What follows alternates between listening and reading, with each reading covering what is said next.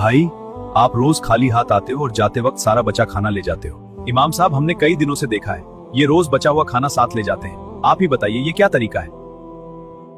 नमाज के बाद इस पर बात होगी। जल्दी से खाना ले जाता हूं, अगर नमाज के बाद रोक लिया तो खाना नहीं ले जा पाऊंगा। देखा आपने, लालच इतना था, नमाज भी छोड़ दी और सारा खाना लेकर भाग गया। चलिए चलकर देखते हैं माजरा क्या है। अब्बू आ गए आप, बहुत भूख लगी है। लो बेटा, अल्लाह ने भेजा है। बीमारी काम नहीं करने देती, लेकिन उसके घर से हमारा रिस्क आता है।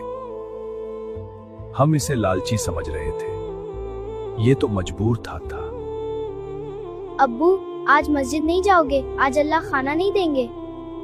जब बंदे दरवाजे बंद कर दें तो अल्लाह खुद रास्ता बनाता है।